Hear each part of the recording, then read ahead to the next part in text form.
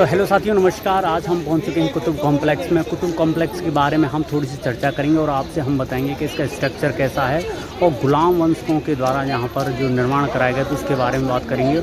और साथ ही साथ में जो कि खिलजी वंश आया था उसने किस प्रकार से यहाँ का एक्सटेंशन किया था उसके बारे में हम थोड़ी चर्चा करेंगे। तो अभी हम जो कुतुब कॉम्प्लेक्स के लिए एंट्री कर चुके हैं और साथ ही साथ में जो पहला गेट पड़ेगा ये है अलाउद्दीन खिलजी के द्वारा जो एक्सटेंशन हुआ था। यहाँ पर आपको एक्सटेंशन देखने को मिलेगा और साथ ही साथ में हम सबसे पहले जहाँ पर जाएंगे उसके बारे में हम थोड़ी सी चर्चा करेंगे आपसे। तो ये अब इधर हम अगर इस साइड से आप जाएंगे तो यहाँ पर अलाही मीनार और इल्तुतमिश का मकबरा पड़ेगा। उसके साथ में ही आपको इस साइड जाएंगे तो इस्लाम की जो सबसे बड़ी पहली मस्जिद है कुव्वत इस्लाम तो वो मिलेगी आपको, और कुतुब मीनार भी इसी के रास्ते मिलेगी। तो हम आपको ये थोड़ा सा डायरेक्शन भी बता देते हैं।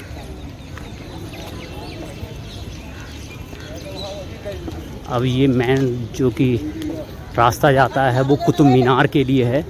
हम कुतुब कॉम्प्लेक्स के अंदर एंटर हो चुके हैं और हम यहाँ की जो सारी चीज़ें हैं, यहाँ पर जो जितने प्रकार के मोनूमेंट है उसको दर्शाया गया है वो हम आपसे चर्चा करेंगे।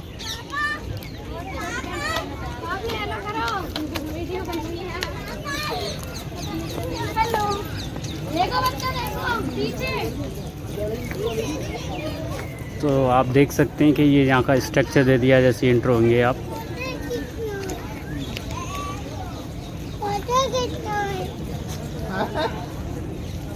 जो कि कुव्वत इस्लाम मस्जिद पड़ेगी पहले, और लोहा स्तंभ है, फिर कुतुब मीनार है, कुव्वत इस्लाम मस्जिद का विस्तार चित्र है, इल्तुतमिश का मकबरा है, अलाई दरवाज़।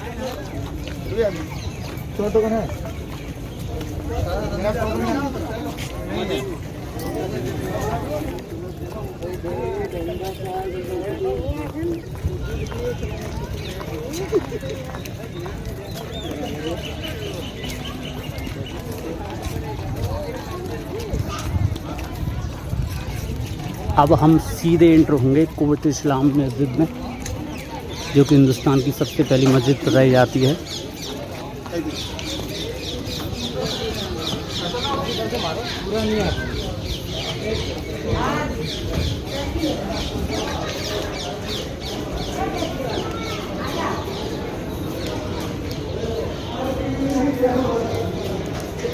साथ ही साथ में आपका यहाँ का स्ट्रक्चर आप देख सकते हैं, जो कि यहाँ की कढ़ाई की है जिस प्रकार से, काफ़ी बड़ा ही इतिहास है इस जगह का। कहा जाता है कि राय पिथौरागढ़ के नाम से जाने वाला ये किला अब कुतुब कॉम्प्लेक्स में परिवर्तित कर दिया गया है। और जो यहाँ पर जिस प्रकार की जो सामग्री या फिर जो भी स्ट्रक्चर में यूज़ होने वाला पत्थर है वो बताया जाता है कि 27 जैन मंदिरों को ढाकर यहाँ का निर्माण किया गया था। एक मिथ ये भी है कि राय पिथौरागढ़ से जाने वाला ये किला जो कि पूरा डेमोलिश करके गुलाम वंश ने और फिर इसका विस्तार कराया गया था। इस जो कि अभी हम जिस कुव्वत इस्लाम मस्जिद में हैं, तो कुतुबुद्दीन ऐबक के द्वारा इसका पहला निर्माण कराया गया था। और साथ ही साथ में आप देखेंगे कि यहाँ का जो स्ट्रक्चर है, जिस प्रकार से जो दीवारों पे जो लिपि आपको देखने को मिलेगी, तो वो कहीं ना कहीं हिंदू धर्म को दर्शाती हुई, और काफ़ी यहाँ पर मंदिरों के और ऐसे ऐसे आपको चित्रण मिलेंगे जो कि स्पष्ट रूप से आप देख सकते हैं। यहाँ पर जिस प्रकार की यहाँ पर जो दीवारों पे है, यहाँ पर जहाँ पर जो पिलर लगे हुए हैं उस पर स्पष्ट रूप से हिंदू धर्म और जैन धर्म की लिपि को बड़ी खूबी तरीक़ा से दर्शाया गया है। क्योंकि कहा जाता है कि यहाँ जैन जो कि जैन मंदिर थे जगन्नाथपुरी के, उनके 27 मंदिरों को ढाकर और यहाँ पर निर्माण कार्य किया गया था। तो ये आपको देखने को मिलेगा जो कि पूरी मस्जिद में उपयोग किया गया है। और साथ ही साथ में जिस प्रकार का जो निर्माण कार्य है वो भी बहुत ही भव्य। आप देखेंगे पूरे जो आपका कुव्वत इस्लाम में मस्जिद में आपको पूरे पिलरों पर ये खड़ा हुआ स्ट्रक्चर दिखाई देता हुआ, और साथ ही साथ में यहाँ पर जो दीवारों पर और या पिलरों पर जो उत्कीर्णन देखने को मिल रहा है वो उसी समय का आपको देखने को मिलेगा। जो कि जैन मंदिरों को ढाकर बनाया गया था या उनको डिमोलिश करके यहाँ पर लाए गए थे। जगन्नाथपुरी के जो मंदिर हैं, और इसका स्ट्रक्चर भी आपको बखूबी अच्छी तरह से दिखाई देता हुआ। अब साथ ही साथ में हम थोड़ा सा अंदर की तरफ चलेंगे, यानी कि इस मस्जिद के थोड़े सेंटर में जाएंगे तो आपको मिलेगा एक पिलर है जो कि लोहा स्तंभ है, और ये बताया जाता है अनंत पाल के ज़माने का है, जो कि तंवर वंश था, जो कि ग्वालियर का शासक थे, और उन्होंने ही ये बनवाया गया था। हालांकि इसको तोड़ने की काफ़ी कोशिश की गई थी, लेकिन ये संभव नहीं हो पाया था। तो आज भी यहाँ पर निशान आप देखने को मिलेंगे इसको तोड़ने के, तो वो भी हम आपको दिखाएंगे। साथ ही साथ में यहाँ पर हैं जो दो कब्र बनी हुई हैं, और जो चारों तरफ से इसका जो स्ट्रक्चर आप देखेंगे कि ये जो स्ट्रक्चर है, और साथ ही साथ में आप जाएंगे तो चार बगल आपके फ्रंट में भी यही सेम स्ट्रक्चर है, और आपको दोनों साइड से भी ये स्ट्रक्चर मिलेगा। और ये आपकी कुतुब मीनार रहेगी। इसके बारे में भी आपसे थोड़ी सी चर्चा करेंगे।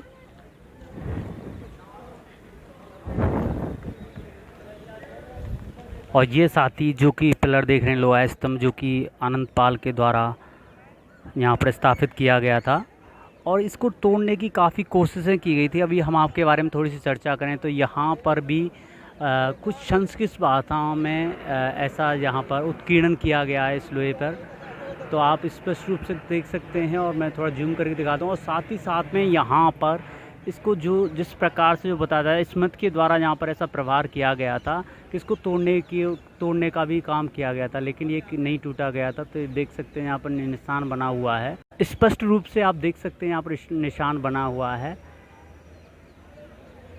और वैसे जो चर्चा करूँ मैं इसके बारे में, तो ये निशान है, ये नहीं टूटा था। तो सीधा जो निशान है वो जो दीवार जो आपको मैं अभी बताने वाला हूँ वो इस दीवार पे लगता है, तो ये दीवार टूट जाती है। तो ये जो मैं अभी जो घटनाक्रम बता रहा हूँ वो एकदम सत्य और जीवित किस्सा बताया जाता है। हालांकि इसके बारे में जो मिथ है वो अभी पूरी तरह से स्पष्ट नहीं की गई है, बड़े बड़े श्लोकों में जो बताया गया है। और इसके बारे में हम चर्चा करने के बाद में थोड़ी सी हम ये भी चर्चा करते हैं कि यहाँ पर यह वही स्थान है यहाँ पर रज़िया सुल्तान ने, तो साथियों अभी मैं जिस जगह पे खड़ा हुआ हूँ यह वह जगह है जहाँ पर रज़िया सुल्तान ने अपनी सल्तनत की दावेदारी पेश की थी। दिन था शुक्रवार का और जुमे वाला दिन था। सभी लोग यहाँ से प्रेयर करके और सभी लोग अपने अपने घर जा रहे थे। जहाँ पर रज़िया सुल्तान की एंट्री होती है, प्रवेश करती हैं द्वार से और अपनी दावेदारी पेश करती हैं। सबसे पहले वो नमाज़ पढ़ती हैं, नमाज़ पढ़ने के बाद में और यहाँ पर अपनी दावेदारी पेश करती हैं। किस प्रकार का वो दृश्य था, यहाँ पर मैं आपको थोड़ी सी इसके बारे में चर्चा करूँ तो आपसे मैं ये बताना चाहूँगा कि यहाँ पर काफ़ी बड़े लोग और उस ज़माने के साहूकार और से बोलते थे सरदार और अमीर लोग हुआ करते थे।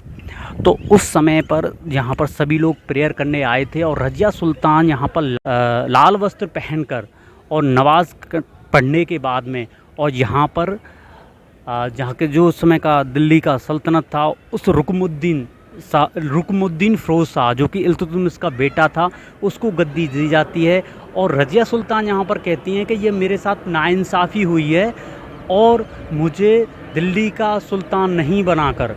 तो ये जो विषय है बड़ा ही दिलचस्प विषय था। यहाँ पर रज़िया सुल्तान के बारे में कहा जाता है कि रज़िया सुल्तान ने इससे पहले भी 2 साल दिए थे दिल्ली की सल्तनत को संभालने के लिए, तो उन्होंने बखूबी अच्छी तरह से अपनी जिम्मेदारी संभाली थी यहाँ पर आकर और अपनी दावेदारी 2 साल के लिए पेश की थी। आपकी मैं बताऊं तो 1230 से 1232 की बात है जब रज़िया सुल्तान के पिता उनके वालिद बोकी इल्तुतमिश जब ग्वालियर के अभियान पर थे तब रज़िया सुल्तान ने यहाँ पर दिल्ली की सल्तनत पर बैठकर गद्दी पर बैठकर और शासन किया था। तो इसका जो परिचय था वो यहाँ से उन्होंने बखूबी अच्छी तरह से निभाया था। उसके बाद में यहाँ के जो रईस थे और इल्तुतमिश के द्वारा जो चहलगामी चालीसा एक ग्रुप बनाया था 40 लोगों का, उसके माध्यम से यहाँ के जो 40 लोग थे उनका काफ़ी प्रभाव रहा करता था। तो जो रज़िया सुल्तान, वे नहीं चाहते कि रज़िया सुल्तान दिल्ली की गद्दी पर बैठे, क्योंकि वो एक महिला शासक है। और हालांकि रज़िया सुल्तान में सारे गुण थे जो कि एक अच्छे कुशल जो सुल्तान हुआ करता था उस समय का, वो सारे गुण रज़िया सुल्तान में थे। लेकिन यहाँ के लोगों की मंशा ऐसी थी, लोगों का विश्वास रहता था कि उस समय पर महिलाओं को किसी पद पर नहीं रखा करते थे।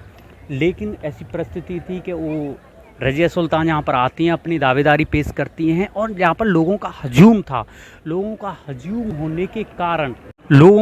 होने के कारण यहाँ पर ऐसी दावेदारी पेश की गई थी कि यहाँ के कुछ लोग थे वो रज़िया सुल्तान की तरफ हो गए थे, और लोगों ने यहाँ पर बगावत चालू कर दी थी। तो यह बहुत ही दिलचस्प घटना थी। यहाँ पर रज़िया सुल्तान जब यहाँ पर गद्दी पे बैठी थी, तो उन्होंने 3 साल और 6 महीने ही उन्होंने यहाँ पर राज किया था, अपने भाई को हटाकर, क्योंकि वो एक अय्याश व्यक्ति था।